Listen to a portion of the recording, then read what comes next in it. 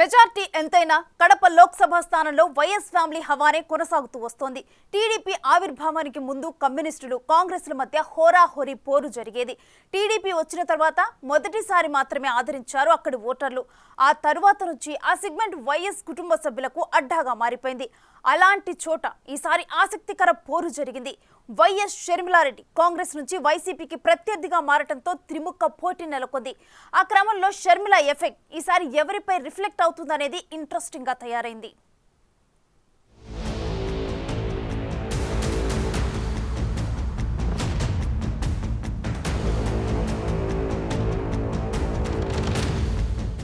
కడప లోక్సభ నియోజకవర్గం ఈసారి ఎన్నికల్లో యావత్తు రాష్ట్రం దృష్టిని తనవైపు తిప్పుకుంది. కాంగ్రెస్ నుంచి వైఎస్ షర్మిల పోటీ చేయడంతో కడప స్థానం ప్రత్యేకత సంతరించుకుంది. సొంత అన్న వైసీపీ అధ్యక్షుడు జగన్తో విభేదించిన వైఎస్ కుమార్తె ఆ పార్టీకి చెక్ పెట్టడమే లక్ష్యంగా విస్తృత ప్రచారం చేశారు. మాజీ మంత్రి వైఎస్ వివేకా హత్య కేసును ఫోకస్ చేస్తూ హంతకులకు న్యాయానికి మధ్య పోరాటమంటూ షర్మిల చేసిన ప్రచారం కడప ఓటర్లను ఆలోచింపచేసింది. ఆమెకు తోడుగా వివేక కుమార్తె డాక్టర్ సునీత కూడా ప్రజలే న్యాయం చెప్పాలని వేడుకోవడం ఓటింగ్ సరళిపై ప్రభావం చూపించే పరిస్థితి కనిపిస్తోందంటున్నారు.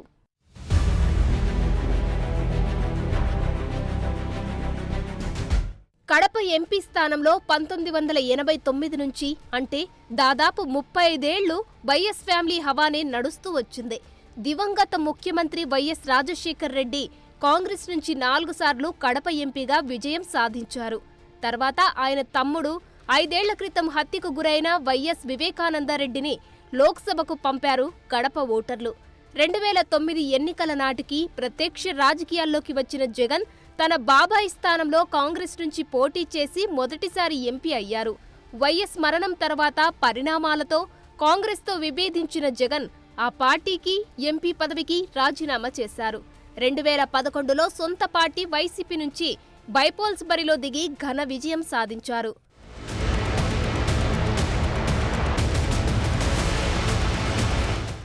1996లో తన తండ్రి వైఎస్ రాజశేఖర్ రెడ్డి 5,000 పైచిలుకు స్వల్ప మెజారిటీతో గెలిచిన కడపలో జగన్ బైపోల్స్లో ఏకంగా 5,45,000 రికార్డు మెజారిటీ సాధించారు.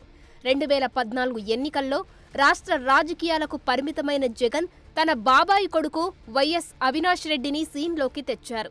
అవినాష్ రెడ్డిని సైతం వరుసగా 2 సార్లు ఆదరించారు కడప ఓటర్లు. గత ఎన్నికల్లో 3,80,000 పైచిలుకు ఓట్లతో ఎంపీగా గెలిచారు.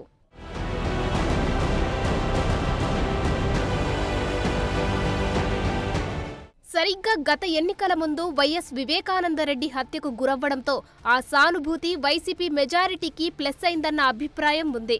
అయితే 5 ఏళ్లు గడిచేసరికి సీన్ మారిపోయింది. కడప ఎంపీ అవినాష్తో పాటు ఆయన తండ్రిని వివేకా హత్య కేసులో నిందితులుగా చేర్చింది సీబీఐ. ఎన్నికల ముందు పీసీసీ పగ్గాలు చేపట్టిన షర్మిల కడప బరిలో పోటీకి దిగారు. అప్పటికే తన తండ్రి హత్య కేసులో నిందితులను శిక్షించాలని న్యాయ పోరాటం చేస్తున్నారు వివేకా కూతురు సునీత. ఆ అక్కా చెల్లెళ్లు ఇద్దరు కలిసి జగన్ అవినాష్లపై యుద్ధం ప్రకటించి ప్రచార పర్వంలో తీవ్ర ఆరోపణలు చేశారు.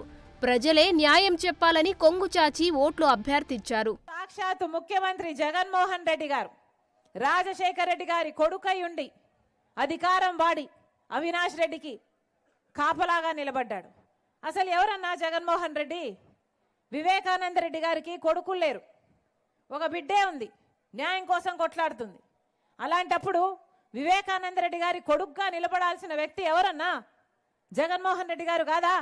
రాజశేఖర రెడ్డి గారి కొడుకు వివేకానంద రెడ్డి గారికి కొడుకు కాదా? తండ్రి తర్వాత తండ్రంతటి వాడు కాదా వివేకానంద రెడ్డి గారు? అలాంటిది వివేకానంద రెడ్డి గారిని అంత క్రూరంగా ఘోరంగా గొడ్డలితో 7 సార్లు నరికి చంపితే ఈ రోజు వరకు న్యాయం చేయలేదు.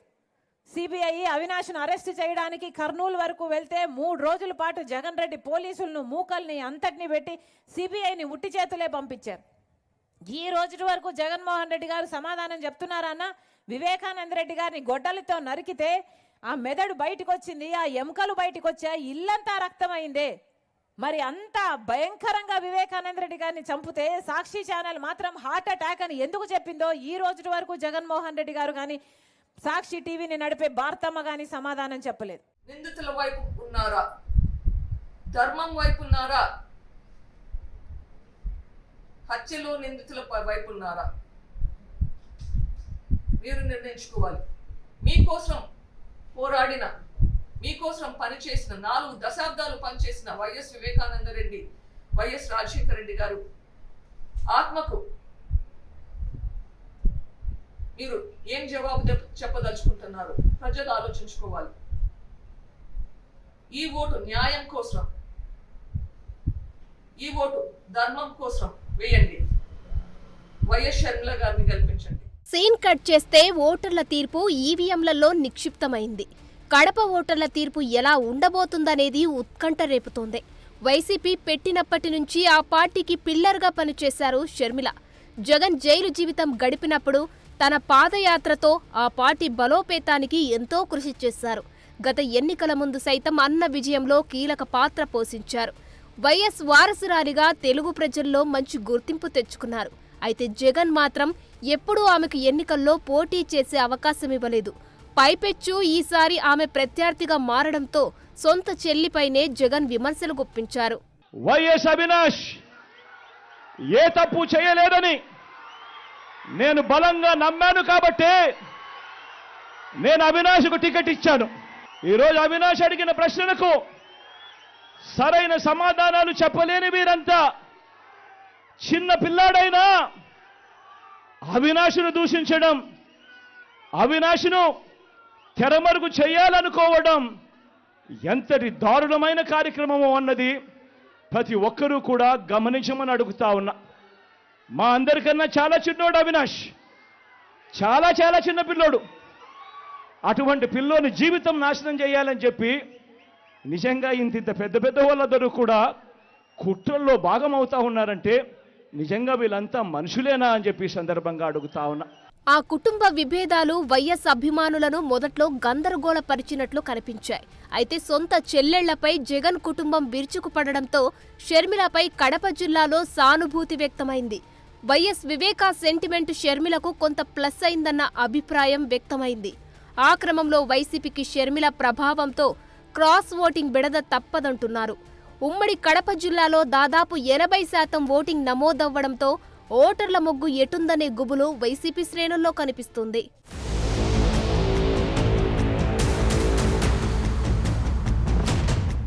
ఓటింగ్ సరళి చూస్తుంటే ఉమ్మడి జిల్లాలో వైసీపీ కంచుకోటకు బీటలు తప్పవన్న అభిప్రాయం వ్యక్తమవుతుంది.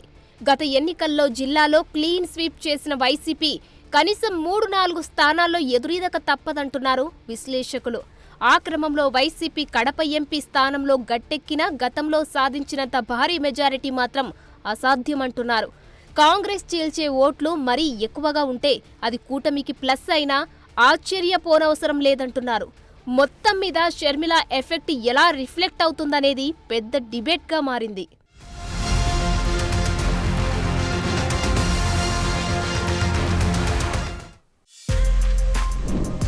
For more videos like this, subscribe Big TV channel.